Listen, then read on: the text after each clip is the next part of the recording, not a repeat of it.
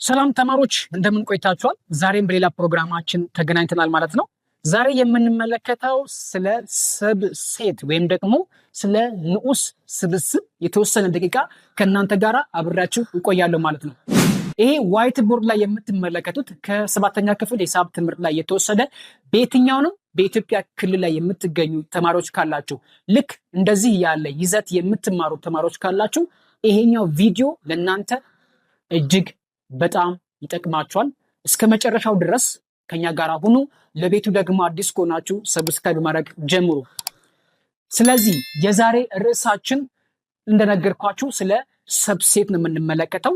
ስለ ሰብሴት በሚነሳበት ሰዓት ደግሞ ሪሌሽንስ አባውት ወይም ሪሌሽንስ አመንግ ሴት በስብስቦች መካከል ያለው ሪሌሽንሺፓቸውን እንደማለት ነው። በባለፈው ቪዲዮ እንደውም ታስታውሱ እንደሆነ ምናልባት ካያችሁት ቪዲዮን ማለት ነው ስለ ኢኳል ሴት አውርተናል፣ ስለ ኢኩቫለንት ሴት አውርተናል፣ እንዲሁም ደግሞ ስለ ሴት ስለ ሶስት ነገሮች እናያወራለን።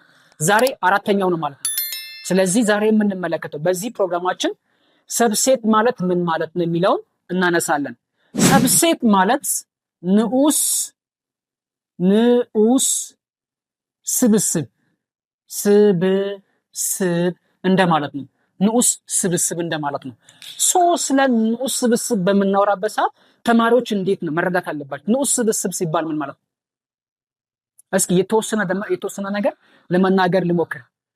ለምሳሌ በአንድ ክፍልና በሌላ ክፍል ውስጥ ማለትም ሴክሽን ኤ እና ሴክሽን ቢ ውስጥ ተመሳሳይ የሆኑ ኤሌመንቶች እናስቀምጣለን። ወይም አባል እናስቀምጣለን ማለት ነው። ሴክሽን ኤ ውስጥ ያለውና ሴክሽን ቢ ውስጥ ያሉ ኤሌመንቶች ተመሳሳይ ከሆኑ ሴክሽን ኤ ለሴክሽን ቢ ንዑስ ስብስብ ነው ማለት ነው። ሴክሽን ቢ የተባለውን ከሴክሽን ኤ በሆነ ኤሌመንት ሊበልጠውም ይችላል፣ እኩል ሊሆንም ይችላል። ስለ ንዑስ ስብስብ ስናወራ እስኪ እዚህ ጋር ደግሞ የተጻፈውን እንግሊዘኛውን ምንድነው የሚለው እንዲሁም ደግሞ እኛ ደግሞ በምሳሌ እንዴት እንደምንረዳው አሳያቸዋለሁ። ይውታው A set A is said to be subset of set B if every element of A is also an element of B. ምን ማለት ይመስላችኋል? ሁለት ስብስብ አላችሁ። ለምሳሌ አንደኛው ስብስብ A ብለን እንጠራዋለን።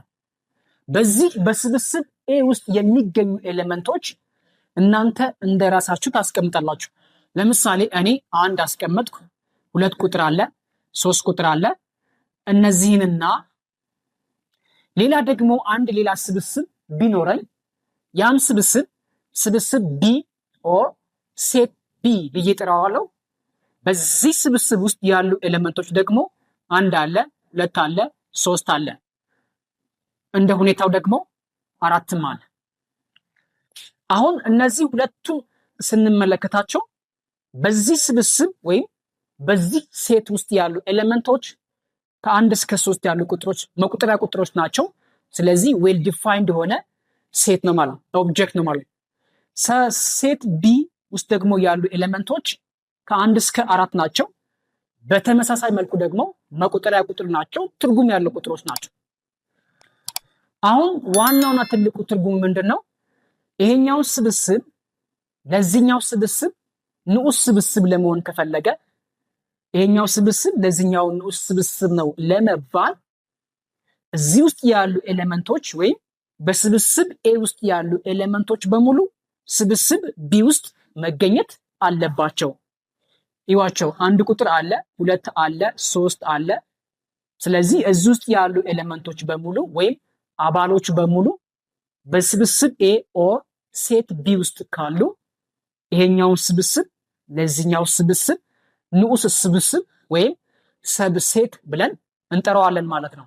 ይሄንንም ደግሞ በሂሳብ ቋንቋ እንዴት አድርገን ነው አሳይን የምናደርገው ወይም ደግሞ ሲምቦሊካሊ እንዴት አድርገን ነው ሪራይት የሚደረገው የሚለውን if set A is said to be or if set A is subset of set B then set A is subset of set B. So this one is true.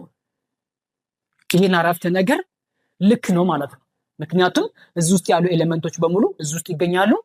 በፊደልም ደግሞ ሲወከል ወይም ደግሞ ስንወክለው እንደዚህ አድርገን መወከል እንችላለን ማለት ነው። ስለዚህ እችኛይቷን ሲምቦል እንጠቀማለን። ይሄኛው ሲምቦል ማለት ምንድነው ማለት ነው? ንዑስ ስብስብ ወይም ስለ ሰብሴት የሚወክል ሲምቦል ነው ማለት ነው። ከዚህ ጋር ደግሞ ተያይዞ የሚመጡ ጥያቄዎች ይኖራሉ ማለት ነው።